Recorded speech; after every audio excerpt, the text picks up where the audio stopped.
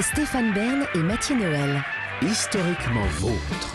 Historiquement vôtre, qui remonte également pour vous dans cette dernière demi-heure aux origines de ce qui fait notre quotidien. Aujourd'hui, les objets du quotidien, c'est toujours avec vous, David Castello-Lopez. Et aujourd'hui, on a un objet fort utile. Quand on a un petit coup de mou, on n'a pas envie de prendre l'escalier, on prend l'escalator. Tout à fait. Les escalators, c'est bien, sauf quand on croise quelqu'un qu'on connaît sur l'escalator qui va dans le sens inverse d'une autre et qu'on dit Hey Michel, ça va? Attends. Ça fait longtemps. Et qu'est-ce que...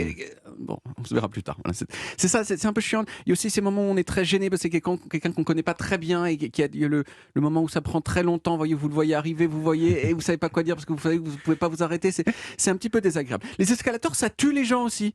Il y a des vidéos horribles sur Internet de gens qui meurent à cause d'escalators. Et je peux vous dire, je les ai toutes regardées au ralenti, ces vidéos, de façon à être bien informé sur les risques. Et ben, il y a notamment des gens qui se font étrangler par des escalators parce que leur écharpe se prend dans le mécanisme.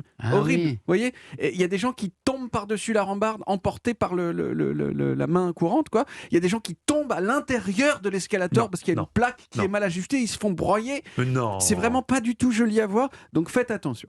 Mais qui c'est qui a inventé les escalators, ces machines pratiques et meurtrières aux confins de l'escalier et de l'ascenseur? Bon, alors le premier concept d'escalator, il date de 1859, mais il a existé que sur papier, donc ça compte pas. Non, le premier vrai escalator qui a été fabriqué, il date de 1896 et il a été installé pendant quelques mois à Coney Island. Est-ce que vous connaissez Coney Island? Non. C'est un truc un peu chic, non? C'est pas chic, Ah c'est non. la plage de New York en fait. C'est la plage la plus proche de New York sur laquelle il y a une sorte de parc d'attractions qui existe depuis toujours et qui a été surtout beaucoup de succès à la fin du 19e et début du 20e.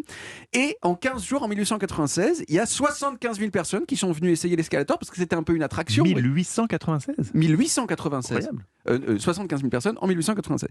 Mais c'est resté un peu confidentiel quand même, à part à Coney Island, jusqu'à ce que l'escalator soit présenté à l'exposition universelle de 1900. Et ça a été une des attractions phares de l'exposition. Parce que oui, c'était un truc nouveau, donc c'était un peu technologique, donc les gens ils voulaient venir voir. Il fallait payer 10 centimes pour monter l'escalator. C'était bon, on aurait parfaitement pu prendre l'escalier, mais il était petit comme ça, mais c'était... un truc qui a eu beaucoup de succès à ce moment-là. Et dans le sillage de ce succès, on en a foutu partout. Et en premier lieu, dans les grands magasins, parce qu'avant les escalators, pour monter les étages au printemps, c'était soit les escaliers, soit l'ascenseur. Mais les escaliers, ça fait que les étages supérieurs du magasin sont complètement défavorisés par rapport aux étages inférieurs. Parce que s'il faut monter 6 étages pour acheter un truc, eh ben vous l'achetez pas. Voilà. Et l'ascenseur, c'était pas mal.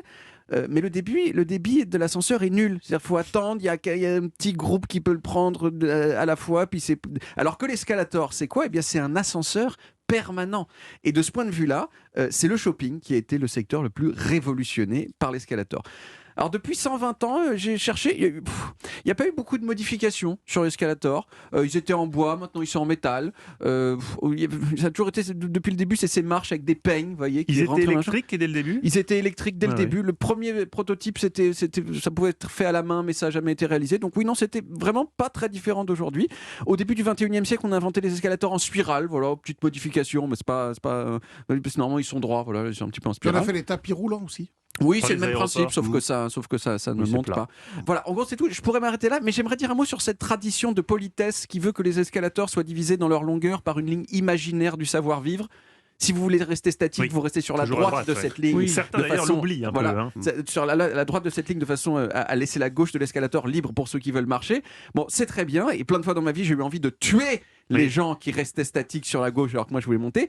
Mais en fait, du point de vue de la collectivité, eh bien, j'ai découvert que c'était une assez mauvaise idée, en particulier en cas d'affluence. Il y a une étude systématique qui a été faite en Angleterre en 2015 et qui a montré qu'en cas d'affluence, si tout le monde reste immobile sur 2 C'est fils mieux. sur l'escalator, eh bien, ça réduit les embouteillages de 30%. On va 30% plus vite si tout le monde juste se calme et se met statique sur les marches de l'escalator. Merci beaucoup, David. On C'est retrouve passionnant. les origines en podcast sur toutes les applis audio et sur le site europe1.fr où vous allez, j'espère, fréquemment, Stéphane. C'est un très Oui, beau bien site. sûr.